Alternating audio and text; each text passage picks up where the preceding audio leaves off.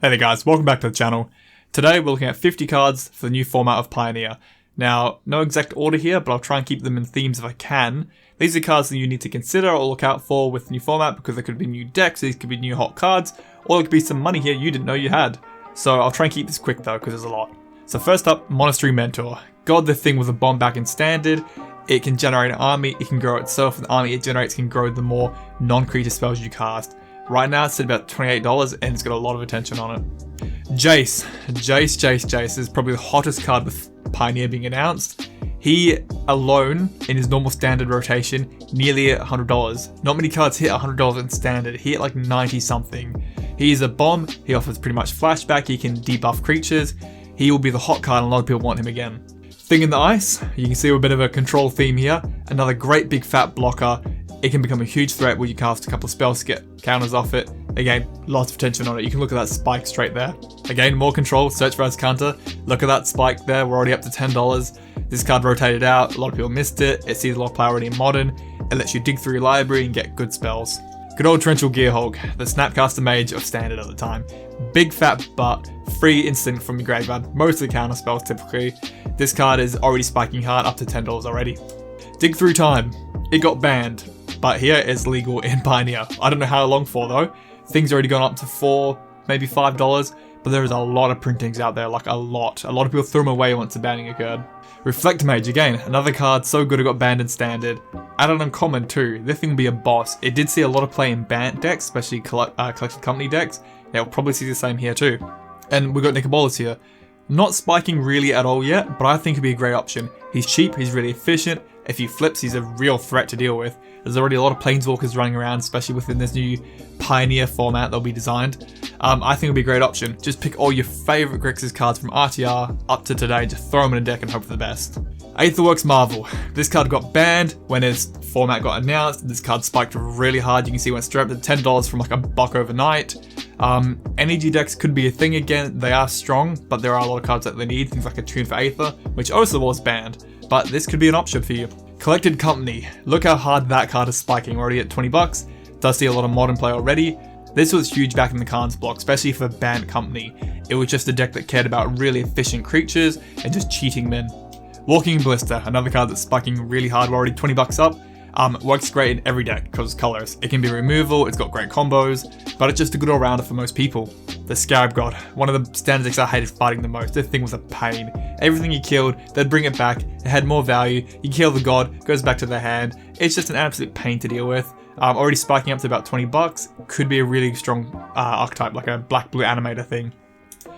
Gideon, the man that does it all. Huge boy in Modern, and in Standard, that was his stomping ground. He was a huge card, well into $40 range, popular, everyone wanted to run him. Still sitting about $10 right now. He'll be a good all-rounder. He's a huge beater, he can generate you an army, and he can give you really strong emblems. The good old Copter, look how hard that thing has spiked. Up to about $10 right now. It was silly, it gave every deck card advantage when they needed it. You can put any 1/1 creature into it, you can send them up in the skies as 3/3, just start clapping your opponent. Really good card, again, you can see why it's going up. Similar thing here with Vehicle, Heart of Kirin. Now, not spiking really too hard yet, but there's a little blip there. I think it could work. There's tons of Planeswalkers right now, especially after War of Spark. Lots of cheap ones that can build up really fast. It's a big threat. Field of Ruin. Now, I reckon this could work. Not spiking, it does see multiplay though.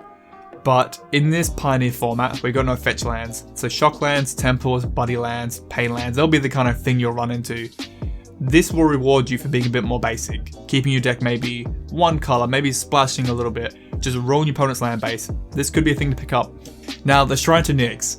This will be hot because Devotion was a thing back in the day. Mono Black Devotion and Mono Blue Devotion were very strong, mainly black. But we are coming back to Theros, and there was that big leak yesterday, and we got to see a few things occurring there. So Shrine, you can see how hard it's spiking, but it's spiking for both reasons. I've got the Hive Lord here because he spiked pretty hard with Slivers from Modern Horizons. But it could be an easy tribe for you to build. It's an easy deck, just put them together and it'll probably do pretty well. So things like your Mana Weft, your Diffusion, your Predatory, that's just the buffing lord. But they've even got their own land base and things like Unclaimed Territory. There was a lot of tribal support in Ixalan. So consider Slivers, it could be a cheap or easy deck to build. Next up, Athreos. I think the gods are a bit underrated, especially in this new format.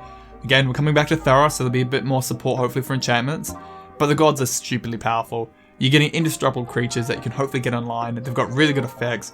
Athreos for a Death and Taxes build for sure.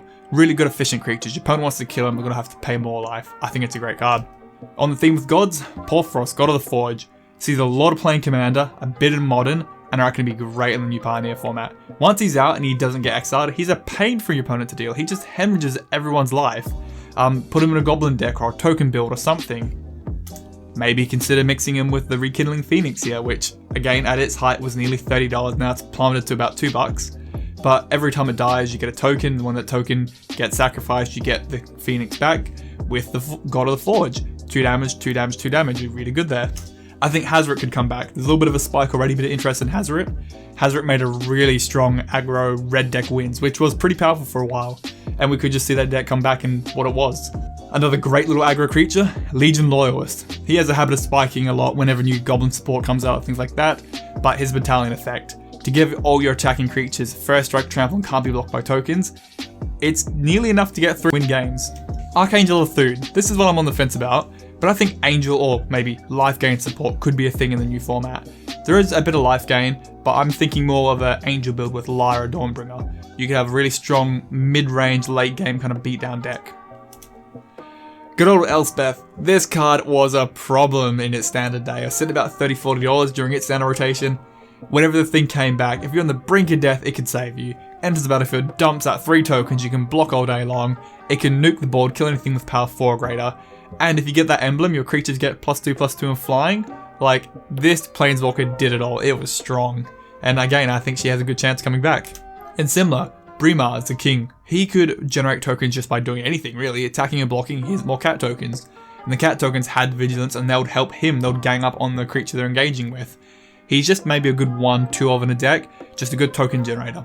Spirits are going to be strong. Again, we've got a bit of a control theme going on in Pioneer right now, we can see. But look how hard the Spell Queller spiked up. It's already going to $15 overnight from $5. People are interested in it. It is a good creature. It's a counterspell in a creature, really. And with that, if the Spirit's coming back, I think Supreme Phantom 2 will be a great option. Right now, under $2. It's a Lord effect. It's a really efficient creature. A 2-mana 1/3 that has flying and buffs the same creature type. It's a bit silly, but Spirit Tribal could be a thing again, mixing in with like Jace or Thing in the Ice, stuff like that, a bit more of a control build. Saheeli, she's coming back, mainly for the combo, because that combo was a bit dumb, like pretty much win on turn 4 if you want to try. But as a Planeswalker, she's pretty good. A little bit of damage on your opponent, scry, making copies of things which can be very high value or abusive, or in the case of Felidar Guardian, the infinite win combo. Great card, already spiking, you can see she's gone up to $10 overnight. Thoughtseize from Theros, hand disruption good enough for Modern, probably going to be really good in Pioneer. Again, you can see it's spiking already. $25 is pretty typical though for a Thoughtseize, so hopefully they won't go too high. Liliana the Last Hope, she is going up and fast, going from about 25-30 already into the 50s. She is strong, she's a cheap Planeswalker, she has a really good +1 that can just kill creatures or weenies all day long. She can help alter your deck by milling yourself and then giving cards back from your graveyard to your hand. She's just a great thing, and her emblem just makes tokens. Powerful Planeswalker all day long. She will definitely be going into a black-green build for sure. Similar idea, Collective Brutality, spiking really hard, going from about $10-ish up to $16, $17 already. You can empty your hand, put key cards in your graveyard if you need to, and all the options are totally relevant and they'll be strong in Pioneer. Discard, nuking creatures, a little bit of Life Siphon, good card around. Sylvan Caryatid. This thing will be a huge ramp card and will be very relevant in a lot of the green aggro decks, I think. It's a 2-mana 0/3, so it's a big fat butt. It can block anything, it's got hexproof, and it can tap for any color you need. It will enable probably more 3-color decks than anything, for sure. And I'm hoping Abzan can come back with it. I'm Siege Runner, I want to live the dream. Of course, Deathrite Shaman, everyone went nuts for it. Look how hard he spiked, nearly $10 already. Got banned, it was that strong. I don't know how long we'll stay in the format before it gets banned. There's no fetch land, so it shouldn't be too dumb. But Delirium Self-Mill is a thing, so it will be pretty quick to go off. And a card that works really well with it is Grim Flayer. It curves in perfectly whenever it deals combat damage to play. You get to a bit of self-mill / deck manipulation. And if you do get Delirium online, it's a huge beater for 2 mana. It works well with the Deathrite Shaman, that would definitely be a combo there. Now, Ugin's not spiking right now, which surprises me.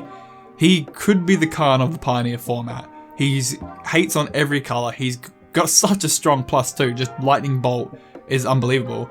I think the thing that's holding him back is ramp, or getting him out easy and quick enough. Because we don't have, obviously, Urza lands. But I say if we have a good ramp theme or good mana rocks to come out, he could become a genuine threat. Now, I'm going to go for Eldrazi myself. I loved Eldrazi Winter. That was dumb back in Modern. So, Pioneer, it won't be as dumb, but I'm going to try and relive those memories. So, Mana Reshaper, only a little blip on the radar, but $2.50 right now. If it dies, you get either a free permanent with CMC 3 or less, or you just get to draw a card. It's a great card. Following that, Thought Not Seer, a creature that can attack your opponent's hand at the same time, is pretty good. And then following that, the Reality Clapper himself. If you try and deal with this creature, they've got to discard cards. It's great. Aggro, protection, well, semi-protection built in itself, and it curves in well with Eldrazi deck. And then the big Eldrazi, Emrakul. This one is spiking really hard. Again, it's another banned card from Standard back in its day. Has its own reduction built in. It protects from instants, flying, trample. You get an extra turn. Well, you take their next turn essentially. It's a dumb card. It's incredibly powerful, and in the right Eldrazi deck, could be fun. Now leading into more, I guess, removal or answers for decks. I think the commands from the cards block can be vital here because they're all 2-color. They're going to fit well with the guilds, but mainly Kolaghan's command. All its options are very powerful. Returning creatures from your graveyard to your hand if you need to get key pieces. Making them discard a card, destroying artifacts. Artifacts will be very present, I think, in Pioneer. And just shocking something. All very key options to have. And then Ataka's command. It used to be huge back in Standard, especially in the aggro builds. It was about $15-20 card. Because you could either prevent life gain, which did come in handy. You could make everyone lose 3 life. You could even ramp with if you need to, or just Lord affect your whole team. It is a very good aggro card. I think a Braid would be very powerful because there's artifacts everywhere. All the Ravnica cassettes brought lots of ramps through like mana rocks or like guild related themes. Kaladesh, half the set was artifacts, so having options for lightning bolting a creature or destroying artifacts is pretty good, I think. Pithing Needle, good enough for Modern, good enough for small Modern, I guess you'd call it. In the beginning, I don't know how good it will be, not until we see what kind of metas develop, what the key decks are, but Pithing Needle will be a relevant card very quickly, and you can see it spiking hard already. Next up, Knight of Autumn. Having a card that can give you options when the meta is not totally determined is nice. They're all key. Counters for buffing, life gain, or reckon artifact enchantment. It'll give you a good all-rounder against most decks. Swan Song. Now I've got this here, mainly because I have the feeling this format might be a bit control heavy. This card will be here to fight the control, but if you're playing it, you probably are control. So it's kind of a weird double negative there. But I think it'll see a bit of play, especially leading into the new Theros with enchantments coming in. This can counter enchantments really cheaply. Rest in Peace, I think this will be very relevant for the format. Right now, $4. I think self-mill or graveyard matters will be very important. We're going to have things like Liliana, we're going to have Deathrite Shaman, the Grimflare, that are going to be popular cards. Having something that can fight them will be pretty good. Again, control support, Supreme Verdict, probably be the best board wipe in the format, I think. And I think most people seem to agree, hence why it's spiked up double in price. It's pretty good. It's a 4-mana Wrath of God that can't be countered. Can't really go wrong. Fatal Push. Again, it's already spiking. There are a lot of really powerful, efficient creatures in the new Pioneer format, so having a cheap, quick removal will be handy. And then my last one, Hero's Downfall. Mainly because of War of the Spark, and a lot of these new Planeswalkers are very strong, and a lot of them can do combos. Having removal for Planeswalkers and creatures at the same time would be pretty handy.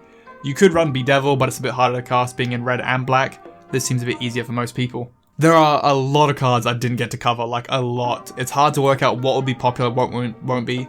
I've tried to go off like, what was big in its Standard days? What were the big bombs? Like, because Pioneer is going to be a big war of all the huge heavy hitters in previous Standards, and then them evolving and molding into other decks. It's going to be a bloodbath.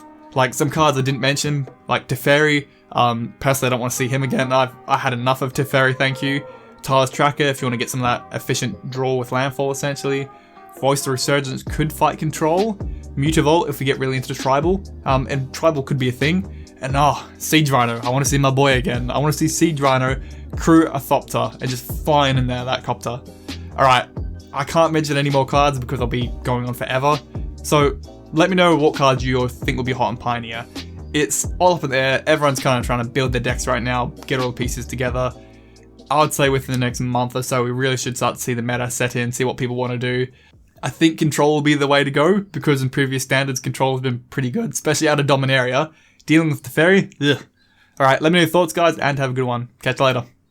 Alrighty, it's that time of the video where we can do a bit of a shameless plug. So thank you for watching, guys. If you enjoyed it, please sub and like. It really does help the channel's analytics out a lot. Maybe consider joining me on my other social platforms, where you can talk about anything and everything Magic related.